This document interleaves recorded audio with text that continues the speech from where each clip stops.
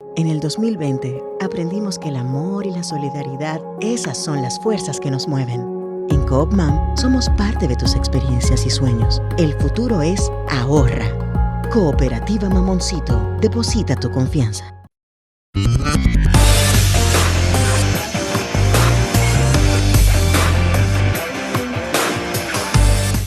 Desde la República Dominicana, soy Ivonne Ferreras. Aquí estamos, señores, seguimos trabajando para la transmisión en vivo. Camila, me siguen esperando mis oyentes que están, deseosos, y yo también, de esa interacción y ese contacto que vamos a hacer en vivo. Algunas complicaciones cuando uno hace las cosas en medio de muchas limitaciones, y yo soy de las que le toca hacerlo con muchas limitaciones, pero bueno, mantener el contacto es lo importante. Pero estamos en eso, no se me desanimen, y necesito su apoyo, lo necesito definitivamente, sobre todo toda esa gente que hicimos por muchos años a través de la Z101 un contacto cotidiano en las madrugadas. No hemos cesado en crear las condiciones para que eso ocurra. Mientras tanto, seguimos esta conversación por esta vía, y por supuesto, aunque a mucha gente le pueda resultar como un hartazgo, el tema haitiano es obligado en estos días. Debo decirles que ayer estuvo relativamente tranquilas las cosas en las fronteras, mientras se ponen ya, se acortan, ¿no?, las horas para que el gobierno haitiano, o quien sea que pueda resolver en Haití, porque todo el mundo piensa que ahí no hay gobierno, y de hecho hay muchas fragilidades en las autoridades, y yo creo que esa es la primera parte del problema.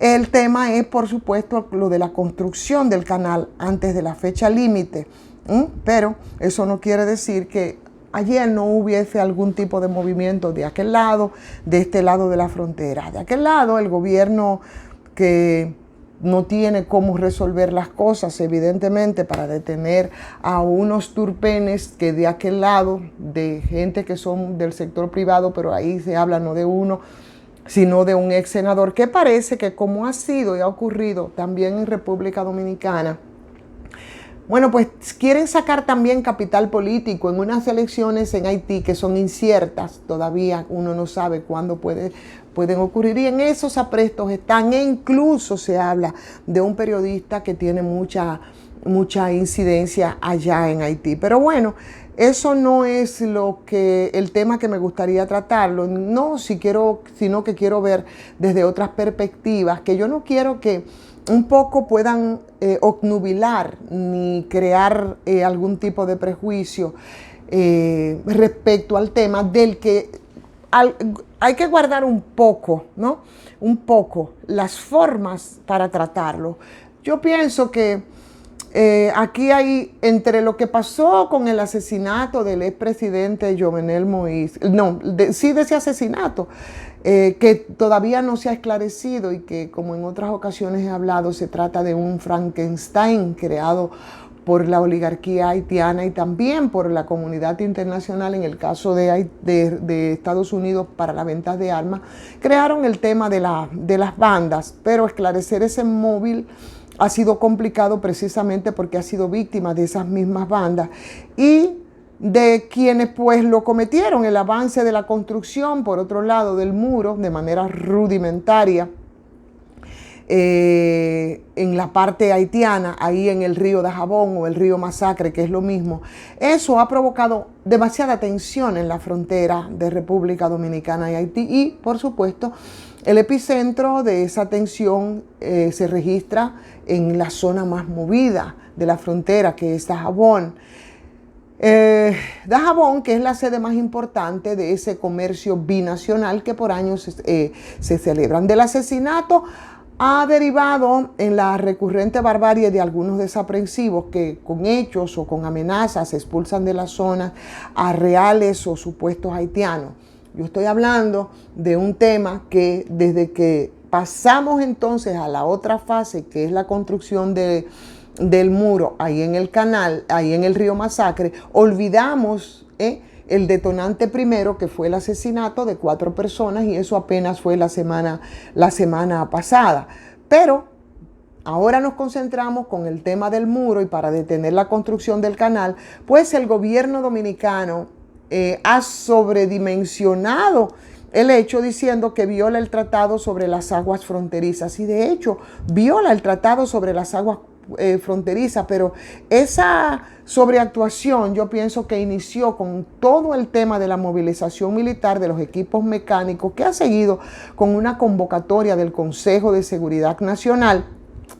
Dicen ellos que para tomar las acciones necesarias de la nación, alegando que una toma de agua en la parte haitiana pues constituye una violación a lo que se pactó y se trató en 1929, que prohíbe que se hagan obras que puedan desviar el curso de los ríos fronterizos, pero resulta que esa interpretación tendría algunos puntos polémicos. Y por supuesto me estoy fundamentando en lo que han dicho la orden de los jesuitas que interactúan en Dajabón. No estoy diciendo que esté bien o que esté mal. Estoy poniendo sobre la mesa todos los elementos que podrían ser sujetos de discusión, como el hecho de que nuestro país tiene 11 tomas de esas aguas, ¿verdad? Entonces, por consiguiente, el reclamo del gobierno, que debió plantearse, por supuesto, en primera instancia, en esa mesa hídrica binacional. Ha debido comenzarse por ahí, porque en ese espacio podrían quizás encontrarse fórmulas que lleguen a un acuerdo entre las partes, tomando como referencia toda la información que han ofrecido los jesuitas que tienen ahí incidencia en la zona, y así aplicar ese espíritu de justicia que está contenido en el tratado. Pero el asunto puede ser un poco más peligroso de ahí. Y hoy, definitivamente hoy, veía un artículo de Rosario Espinal que yo creo que de alguna manera da en la diana respecto al tema, en el sentido de que en este caso, bueno, pues aun cuando algunos entienden que es favorecedor para el gobierno, eso podría convertirse en un arma de doble filo, porque después de asumir en poco tiempo la presidencia de la República, el presidente Luis Abinader asumió el tema haitiano, pienso yo, bajo el cálculo de que eso políticamente puede ser rentable. Y no es un elemento nuevo, ni es nuevo solo en el presidente Luis Abinader. Ha sido un recurso que se ha utilizado desde hace mucho tiempo. Por eso nosotros tenemos esta situación tan complicada, que desde la década de los 90 nos ha empezado a desbordar, porque no hemos actuado respecto a regular una migración que se pueda hacer como manda la ley. Por un lado, ha generado mucho apoyo en la población. Por otro lado, concita algún apoyo de los pequeños partidos de ultraderecha que desde cuando Joaquín Balaguer habían tenido a Leonel Fernández como líder. Y dentro de las cosas que plantea Rosario, con las que yo estoy totalmente de acuerdo, es que en la misma medida en que la violencia se ha agudizado en Haití con el asesinato de Jovenel Moïse, en esa misma medida el presidente Luis Abinader ha tomado como tribuna un llamamiento a la comunidad internacional, porque República Dominicana no puede con Haití. Ha sido una solicitud que, si bien es cierto, ha tenido escasa respuesta de esa comunidad internacional. ¿Por qué? Porque aparentemente ninguno quiere asumir el costo ni económico ni político de una intervención militar en Haití. Y al hacer ese tema tan sonoro, desde la victimización que algunos creen que son de los haitianos, sino más bien de República Dominicana, yo creo que eso ha concitado muchos aplausos, por supuesto, pero ha desatado también algunos demonios que pudieran ser bastante peligrosos. Porque si hay algo que la inmensa mayoría, y vamos a ser sinceros y honestos, y vamos a reconocerlo, que la inmensa mayoría de los dominicanos detesta, es la presencia de haitianos en República Dominicana. Esa es una verdad que es innegable, mucho más allá de cómo nosotros podamos ser en algunos momentos solidarios con los haitianos y esos migrantes, que cultivan la mayoría de los alimentos en nuestro país, que construyen la mayoría de las infraestructuras en nuestro país, es algo que no podemos perder de vista. Y por supuesto, conocedores de esa realidad, pues los principales voceros del antihaitianismo han aprovechado y han subido el volumen de sus bocinas. Entonces, lo que el presidente, es como una especie de echar leña al fuego, pero el presidente Luis Abinader, lo que ha calculado, pienso yo, en este caso, o más bien lo que no ha calculado todavía, es lo que es igual, no es ventaja.